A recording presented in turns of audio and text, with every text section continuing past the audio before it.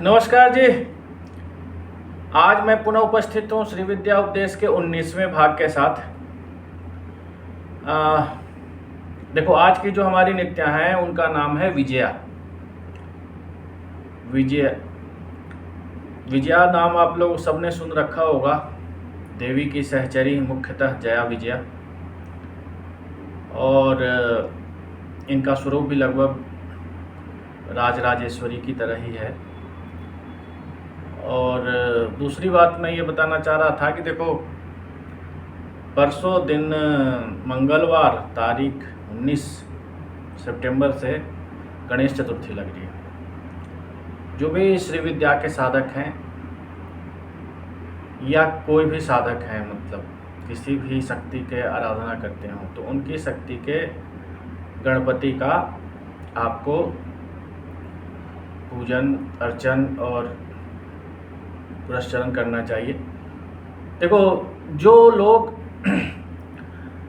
श्री विद्या साधना करना चाह रहे हैं या कोई भी साधना करना चाह रहे हैं, तो मैं उनको यह सलाह दूंगा कि आप सर्वप्रथम उस विद्या के जो गणपति हैं उनके स्वरूप का पूजन अर्चन करो। देखो क्या है, बड़ा ही सिस्टम से बनाया गया है। ये गणेश चतुर्थी आएगी, उसके 27 दिन बाद नवरात्र लगेगा लगभग। तो ये 27 दिन जो है आपको गणपति की आराधना करनी चाहिए, और इसी 27 दिन में आपको एक लघु पुरस्चरण कर डालना चाहिए गणपति के मंत्रों का। तो जो खास करके लोग जो श्री विद्या की साधना करना चाह रहे हैं, अगर कोई स्टार्ट करना चाह रहे हैं तो वो महागणपति से करें। और अगर किसी को महागणपति की साधना करनी है, वो मुझसे गाइडेंस चाहते हो, तो मुझे डायरेक्ट मैसेज करें, फ़ोन करें, जैसे भी आपको सुविधा हो आप कर सकते हैं। और महागणपति के आराधना करें गणेश चतुर्थी के दिन। देखो, एक बात मैं बड़ा स्पष्ट तौर पे कह दूं कि गणेश पूजा के लिए या कोई भी विद्या शुरू करने के लिए गणेश चतुर्थी से अच्छा पूरे साल में कोई और मुहूर्त नहीं होता। तो जो लोग करना चाह रहे हैं वो लोग गणेश चतुर्थी से ही अपने अपने विद्या के गणपति का पूजन अर्चन, जाप, पुरस्चरण आदि प्रारंभ करें। उसके बाद 22 तारीख से मेरे ख्याल से महालक्ष्मी का व्रत भी आएगा। 16 दिवसीय महालक्ष्मी का व्रत, तो श्री विद्या का सबसे मुख्य उत्सव या आप कह लो सबसे मुख्य पूजा है, वो आएगी। तो इसके बारे में फिर एक वीडियो बनाई जाएगी महालक्ष्मी व्रत के लिए। लेकिन अभी आप ये करो कि महागणपति का पूजन स्टार्ट करो, पूजन ध्यान करो, और जितना हो सके आप गणेश जी की आराधना करो इस काल में। गणेश चतुर्थी से लेके 27 दिन जब तक नवरात्र नहीं लगता, जितना हो सके अधिक से अधिक महागणपति का पूजन करो। और फिर आगे की ये चीज़ें आपको बताई जाएंगी, या कोई पूछना चाहे तो बताऊंगा, और नहीं तो मतलब मैं आप सब लोगों को सलाह दे रहा हूँ कि आप महागणपति का या जो भी आपकी विद्या में है उनकी गणपति का प्रारंभ करो। अब आते हैं अपनी विद्या पे, मुख्य विषय पे। तो जो हमारी विजया नित्या हैं, सर्वप्रथम हम इनका ध्यान करेंगे और उसके पश्चात आगे की बात करेंगे। ध्यान इस प्रकार है। पंचवक्त्रांग 10 भुजांग प्रतिवक्त्र त्रिलोचनांग भास्वन मुकुट विन्यस चंद्र रेखा विराजितांग सर्वाभरण संयुक्तांग पीतांबर समुज्ज्वलांग उद्यत भास्वत बिंबतुल्य देह कांतिं शुचिस्मितां शंखं पाशं खेट चापौ कल्हार वाम बाहुभि चक्रं तथा अंकुशं खड्गं सायकं मातुलुंगकं दधानां दक्षिणैर्हस्ते प्रयोगे भीम दर्शनम। कहा जा रहा है कि भगवती विजया के 5 मुख हैं, 10 हाथ हैं, प्रत्येक मुख में 3-3 नेत्र हैं। प्रकाशमान मुकुट है जिसमें चंद्रमा विराजमान है। चंद्रमा विराजमान तो सबको पता है। सिरों पर और पूर्ण शरीर में जो है तरह तरह के आभूषणों से युक्त हैं और उजले रेशमी वस्त्र से शोभायमान है। उगते हुए सूर्य के समान इनकी देह की कांति है, मुख पर मुस्कान है। बाएं 5 हाथ में शंख, पाश, ढाल, धनुष और कल्हार पुष्प है। दाएं हाथ में चक्र, अंकुश, खड्ग, बाण और मातुलिंग, मतलब वो जो बड़े वाला नींबू होता है, बिजौरा नींबू जिसको कहते हैं शायद, वो है। परिवार की शक्तियां इनको घेर के रखती हैं और ये व्याघ्र पे विराजमान रहती हैं। व्याघ्र मतलब सिंह पे विराजमान रहती, बाघ पे विराजमान रहती हैं हर समय, और इनकी शक्तियां भी इन्हीं की भांति व्याघ्र पे विराजमान होकर इनके मंडल को घेरे रखती हैं। देखो, अगर यंत्र की बात करें हम इनकी, तो आप लोगों ने मतलब जो ये मेरा अनुभव है, हो सकता है कई लोग इससे सहमत नहीं हो, लेकिन अगर बगलामुखी और महागणपति के यंत्र को मिक्स कर दिया जाए तो ये इनका यंत्र बनता है। इनमें भी जो है अष्टदल हैं, षोडश दल हैं, बगलामुखी की तरह। महागणपति की तरह 2 वर्ग हैं जो एक दूसरे को काट रहे हैं, 4 भूपुर हैं। तो इस तरीके से इनका यंत्र है। भाई, इनके यंत्र में कौन कौन सी शक्तियाँ इनको घेर के रखती हैं वो मैं आपको एक एक करके बताता हूँ। देखो, जो भूपुर है वो तो आपको पता ही है कि सभी भूपुरों में गणेश, बटुक, योगिनी और क्षेत्रपाल होते हैं, इसमें कहीं कोई संदेह ही नहीं है। उसके अलावा जो लोकपाल हैं, दिक्पाल हैं, इंद्रादि, इंद्र, अग्नि, यम, अनिरुक्ति, वरुण, वायु, ये जो 10 दिक्पाल आदि हैं ये इनके साथ रहते हैं। उसके अलावा जो वर्ग बनता है, जो वर्ग एक दूसरे को काटते हैं, वहाँ पे 8 स्थान बनते हैं। उन 8 स्थानों में जया, विजया, दुर्गा, भद्रा, भद्रकरी, क्षेमा, क्षेमंकरी, नित्या, ये 8 शक्तियाँ विराजमान हैं। उसके बाद जो षोडश दल है, षोडश दल में विदारिका, विश्वमयी, विश्वा, विश्वभंजिका, वीरा, विक्षोभणी, विद्या, विनोदा, अंचित विग्रहा, वीतसोगा, विषग्रीवा, विपुला, विजयप्रदा, विभवा, विविधा और विप्रा, ये सभी इनकी शक्तियाँ इनको षोडश दल में विराजमान हैं। और जो अष्टदल है, जहाँ पे आम तौर पे सामान्य लगभग कह लो 90% यंत्रों में अष्टमात्रिकाएँ अष्टभैरवों के साथ विराजमान होती हैं, लेकिन यहाँ पे क्या है कि उस स्थान पे मनोहरा, मंगला, मदोत्सिका, मनस्विनी, माननी, मधुरा, माया और मोहिनी, ये शक्तियाँ विराजमान हैं। कमल की कर्णिका जो है, उस पर आयुध का पूजन करना है आपको। आयुध क्या? तो जो इनके हाथ में शस्त्र है, क्या क्या? मातुलिंग, सायक, खड्ग, अंकुश, चक्र, शंख, पाश, खेट, चाप और कल्हार। मध्य में जो सबसे सेंटर का पॉइंट है, देखो यहाँ इसमें सबसे बड़ी खास बात है इनके यंत्र में कि इनके यंत्र में ना त्रिकोण नहीं है, ये केवल वृत्त है, और वृत्त में देवी विराजमान है। उस वृत्त में आपको क्या करना है? विजया नित्या की पूजा करनी है। और मज़े की बात यह है कि इनका एक अक्षर का ही मंत्र है। वैसे तो अगर देखें तो 3 आध्यात्म अक्षर हैं और 1 पूर्ण अक्षर है, तो ये एक अक्षरी मंत्र ही कहलाता है। और 7 लाख मंत्रों का पुरस्चरण है, कोई बहुत ज़्यादा नहीं है, केवल 7 लाख मंत्रों का पुरस्चरण है। और इनका पूजन जो है बहुत जल्दी इनका पुरस्चरण किया जा सकता है। एक अक्षरी मंत्र तो कितने टाइम लगेगा जपने में? 7 लाख। और उसके बाद जो है इनका हवन भी बड़ा आसान है, हालांकि ये चीज़ें मिलनी आसान नहीं है।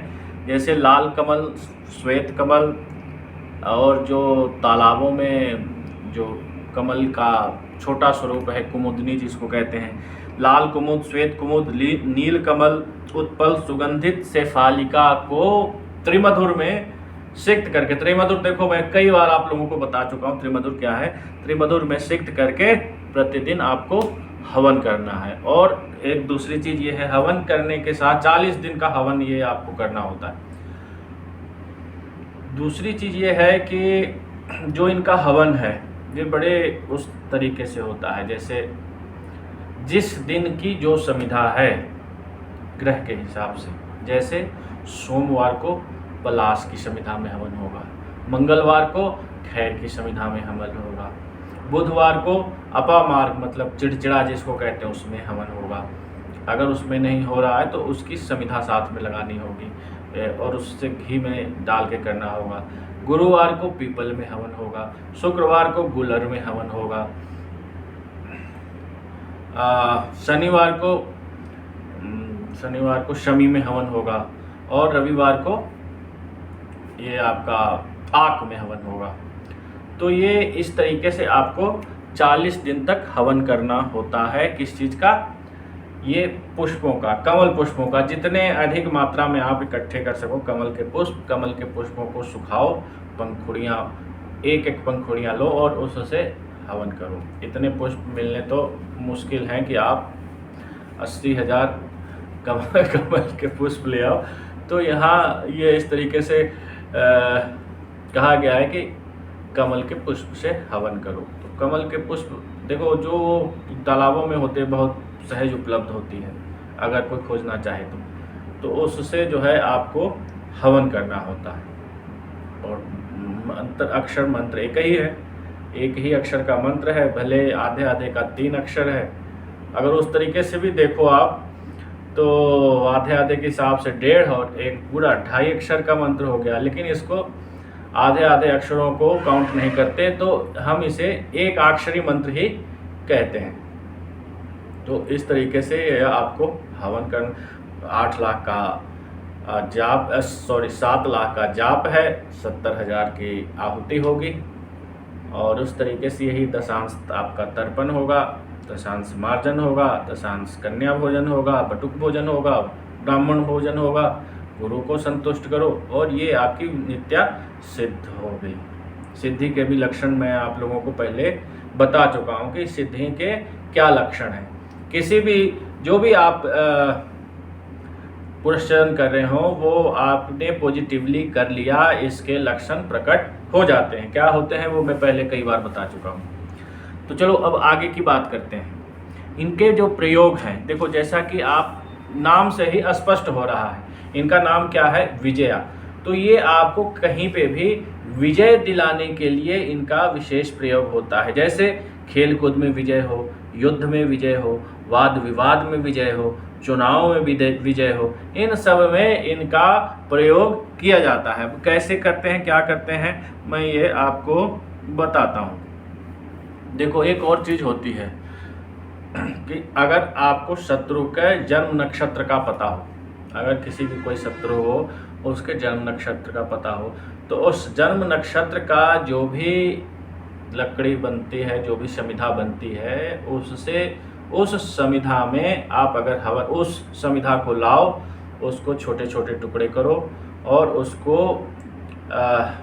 घी में सिक्त करके अगर आहुति दोगे तो आपका शत्रु जो है मित्र बन जाएगा और आपके फेवरेबल हो जाएगा, आपकी उससे शत्रुता खत्म हो जाएगी, आपसे बैर नहीं रखेगा। ये तो एक सामान्य सी बात थी। इसके अलावा भी कई षटकर्म होते हैं जिसका जिक्र मैं यहाँ पे करना नहीं चाहूँगा।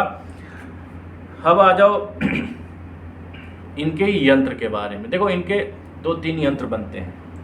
एक तो वज्र यंत्र जैसा यंत्र है, दूसरा वर्गाकार यंत्र है जो भूगुड़ों से लैस है, और इन्हीं के अक्षरों को उसमें जो इनका मंत्र है आधे आधे अक्षर के 3 और 1 अक्षर पूर्ण, इसी अक्षरों से वो पूरा जो है यंत्र बनाया जाता है।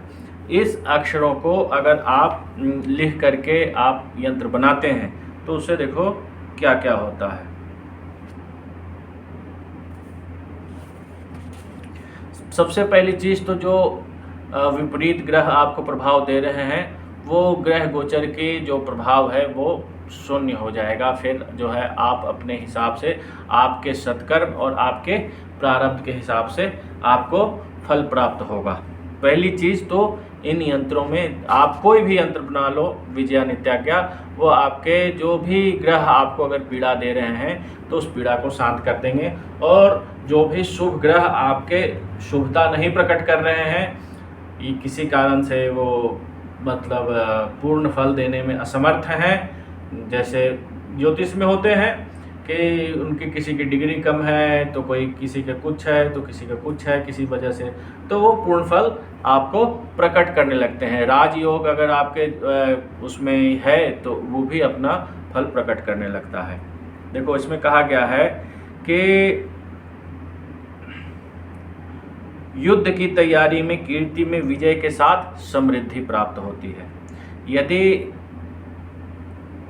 3 जन्मदिनों तक लगातार ये आपके गुरु कर सकते हैं, 3 जन्मदिनों तक इनके पूजन के पश्चात जो इनका अभिषेक होता है इनके मंत्रों से, और इनको अभिषेक करने की गुरु लोग अभिषेक जो करते हैं, देखो मैंने भी अभिषेक किया है अपने शिष्यों का, तो वो एक गुप्त विधान है, उसको ऐसे प्रकट नहीं कर सकते, लेकिन ये है मान के चलो आपकी एक जिस भी विद्या की पूजा होती है उस विद्या के हिसाब से शिष्यों का अभिषेक किया जाता है, लेकिन यह है कि शिष्य की योग्यता देख के अभिषेक किया जाता है।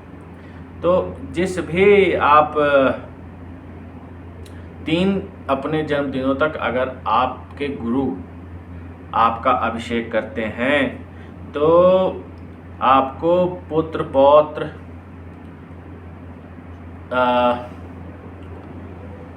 धन लक्ष्मी संतान इन सब से जीवन पर्यंत भरे रहोगे। आपकी आने वाली पीढ़ी आप इस सन्मार्ग पर चलती रहेंगी। आपके घर परिवार में हंसी खुशी सुख का माहौल बना रहेगा। अगर इस यंत्र को गेरू से, गेरू एक प्रकार की लाल रंग की मिट्टी होती है, आप लोगों को पता ही होगा, गेरू से लिख के उसमें देवी का आवाहन किया जाए और फिर उस पर विजया विद्या का 10,000 जाप किया जाए 21 दिन में, तो साधक के वश में सारा संसार आ जाता है, ऐसा कहा जाता है। मतलब कहने का मतलब सारा संसार का मतलब ये नहीं कि आप कहो तो सब कुछ होना, लेकिन आपके फेवरेबल हो जाएंगे, चाहे वो राजा हो, राज कर्मचारी हो, सरकारी अफसर हो, जो किसी की बात नहीं सुनते हैं, जैसे स्टेट बैंक वाले जो है पैसे देने में परेशान करते हैं, तो फिर वो आपको देखते ही सबसे पहले जो है आपका काम करेंगे। तो आ जाओ अब दूसरी चीज़, कपड़े पर अगर हल्दी से, लाल कपड़े पे हल्दी से इस यंत्र को बनाया जाए और इस पे कलश स्थापित किया जाए और अपने शयन गृह में रखकर अर्चन किया जाए 3 संध्याओं में, तो सबका स्तंभन किया जा सकता है। अगर 3 वर्ष किसी ने इस यंत्र का, इस अक्षर का मतलब